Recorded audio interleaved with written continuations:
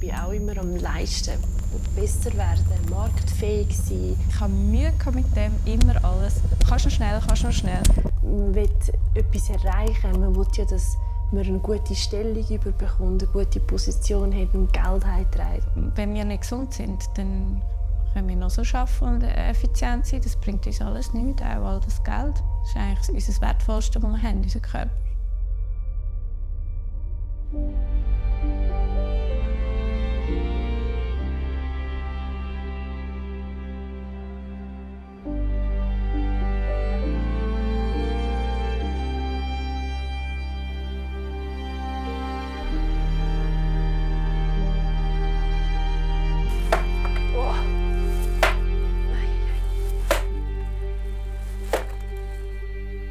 Wie viel Glück hat man im Leben? Ich glaube, so viel wie man denkt, will man haben. Ich glaube, das ist nicht eingeschränkt. Ich glaube, man ist selber ein bisschen verantwortlich für sein eigenes Glück. Man muss es sehen, man muss es realisieren, dass man das hat. Und das ist ein schönes Gefühl. Das ist eine Mischung aus Schock, Adrenalin und Freude, weil mir das nicht passiert ist. Das sind auch die Gefühle, die man könnte, wenn man in ein Loch geht.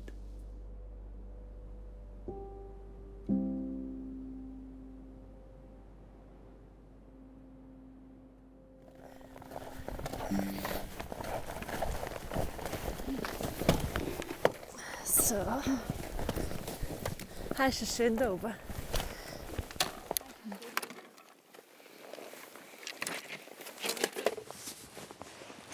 Dann gehen wir hier ein bisschen hinter zu diesen Hütchen und dann gehen wir Richtung Oberochsenbühl. Und dann von dort steigen wir auf, das sind, würde ich sagen, die 300 Höhenmeter. Also ist das die Flanke, die man sieht? Das ist die Flanke, die wir dort quer runtergehen. Okay.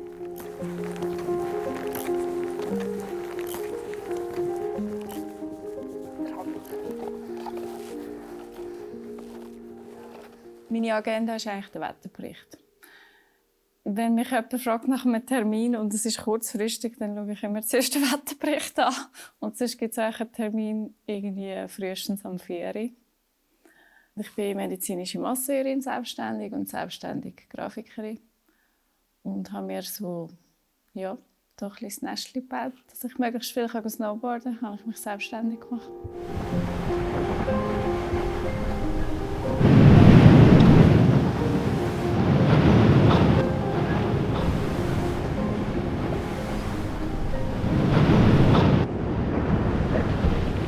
Es weckt einem schon ein schlechtes Gewissen.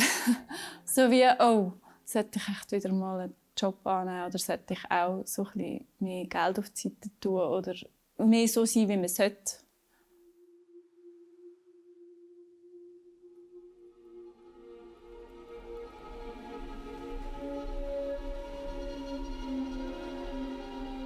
Ich bin auch immer am leisten, besser werden, marktfähig sein.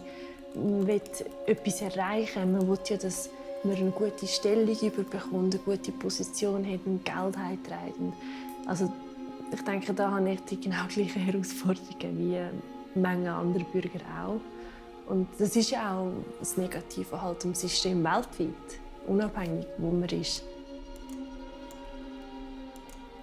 Ich studiere Digital Business Management in Chur.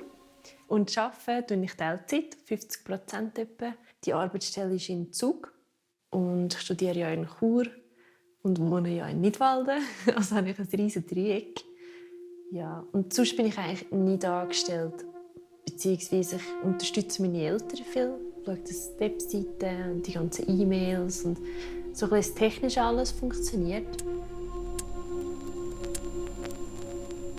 Ja, das ist manchmal eine gute Frage, wie bekomme ich das alles in einen Topf hinein. Das frage ich mich manchmal auch, wenn ich es jemandem erzähle, dann tönt es immer so nach sehr viel. Es ist auch viel, aber ich denke, einfach eins nach dem anderen machen und machen, nicht nur sagen, ich könnte es oder würde es machen. Meistens löst es sich von allein. Aber klar gibt es Situationen, wo es viel ist und dann muss man halt reduzieren. Wenn du nicht reduzierst, hast du einfach langfristig Konsequenzen. Und ich möchte die Konsequenzen nicht. Ich möchte nicht mit 40, 50 irgendwie eine schwere Krankheit haben.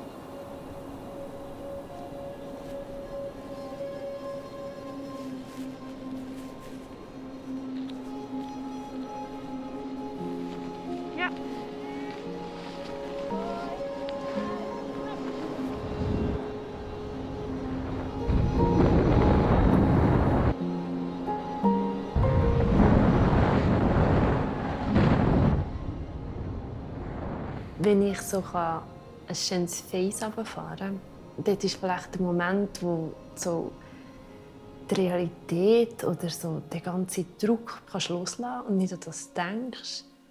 Du kommst so in einen Trost rein. Du bist schon noch da und du kannst auch noch handeln, reagieren, aber du kannst wie loslassen. Wie andere dann Yoga machen. Ich glaube, das Gefühl von Freiheit und einfach das gute Gefühl ist so überwiegend und so unbeschreiblich gut. Es ist ein bisschen wie Fliegen und so extreme Leichtigkeit. Und ich habe keinen Ersatz gefunden für das. Es ist für mich das schönste Gefühl, das es gibt. So.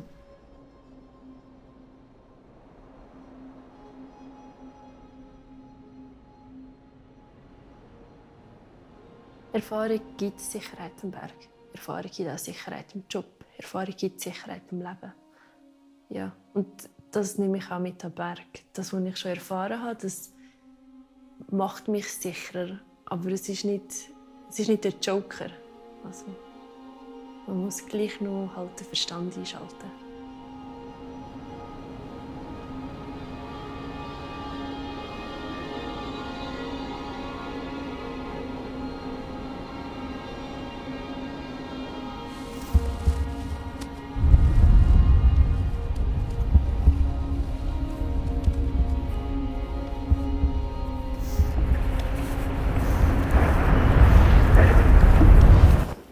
Achtung, Abstand!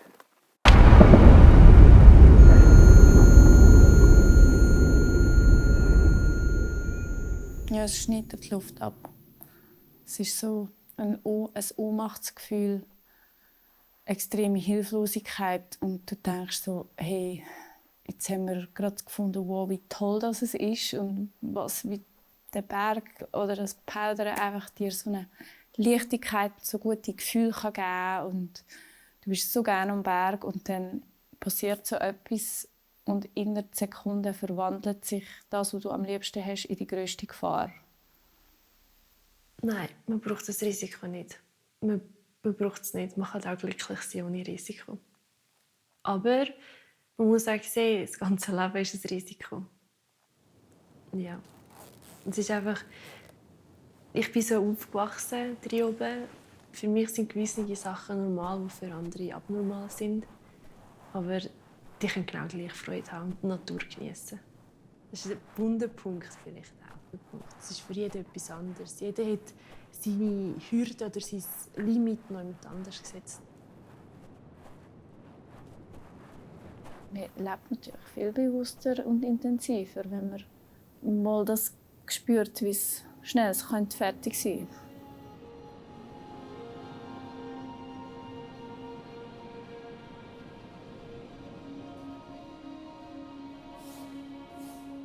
Ich glaube, ich habe mega das Verständnis für meine Kunden, wenn sie Schmerzen haben oder etwas, was sie stört oder Gefühle oder ja.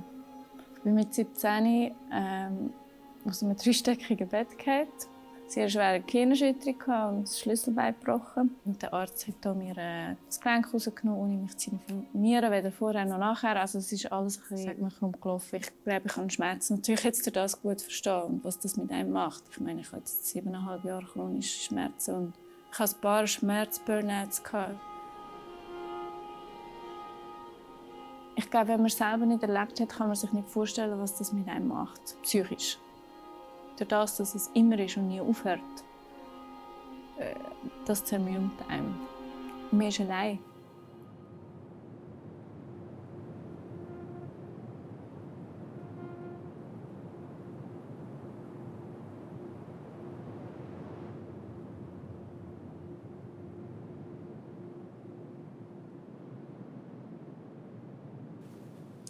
Ich hatte noch nie keine Zeit für die Berge.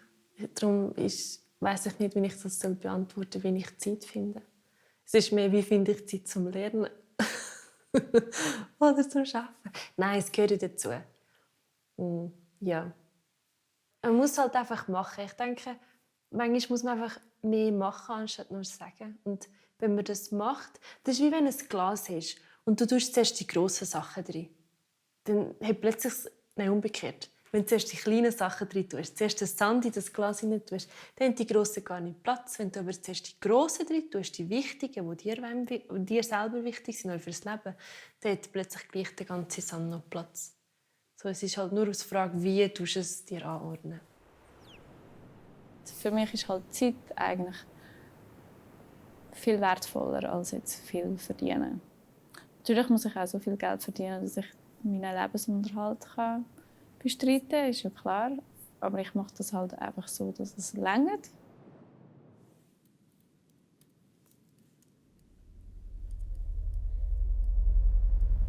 Ich habe manchmal das Gefühl, in dieser Welt, es hat nichts. Also alles muss immer schnell sein. Ich habe Mühe mit dem, immer alles. Kannst du noch schnell. Dass eigentlich das Nichts machen und mal einfach zur Ruhe kommen, als etwas Gutes angesehen wird. Es wird so als faul angeschaut, als etwas. Man muss immer produktiv sein, effizient und liefern. Und am Wochenende muss man noch, weiss ich nicht was, erleben und eben das noch posten und weiss ich nicht was. Und ich meine, das ist ein Dauerstress. Aber ich meine, ich bin auch so, wenn ich angestellt bin, dann schaffst du die ganze Zeit, dann hast du endlich frei, dann willst du etwas machen noch mit dieser Zeit. Ja. Es ist schon ein bisschen das Hamsterrad. Ja. Wenn wir nicht gesund sind, dann können wir noch so arbeiten und effizient sein. Das bringt uns alles nichts, auch all das Geld. Das ist eigentlich unser Wertvollste, was wir haben, unser Körper. Das ist manchmal, was die Menschheit ein bisschen verlernt hat, das richtig durchschnaufen. Und wenn du laufst und es streng ist, bist du darauf angewiesen, richtig zu schnaufen. Wenn du nicht richtig schnaufst, gehst du zusammen. Und wenn du tiefer schnaufst, in dir rein der ganze Kreislauf, die ganze Motor, die ganze Körper, das mal so richtig in Schwung bringen. Wenn man das ein paar Mal macht, dann ist man in der Lage, so die Steigerung zu merken. Und darum würde ich sagen, dass das Berggehen sehr gesund ist. Einfach weil der natürliche Mechanismus angekurbelt wird. Man verfällt zu sehen, was andere haben und was man selber nicht hat und vielleicht möchte haben.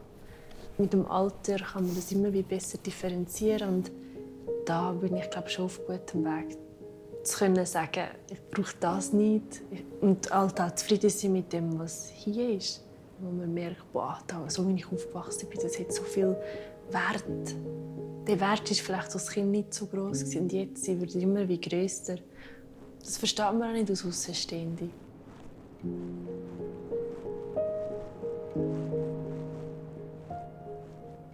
Ich hatte immer Träume und jetzt habe ich all die Träume so ein bisschen gelebt. Und im Moment bin ich so an einem Ort, wo ich realisiere, dass ich eigentlich meine Träume lebe. Und ich muss jetzt mal zuerst ein bisschen das setzen lassen und schauen, wie lange es so geht. Ja.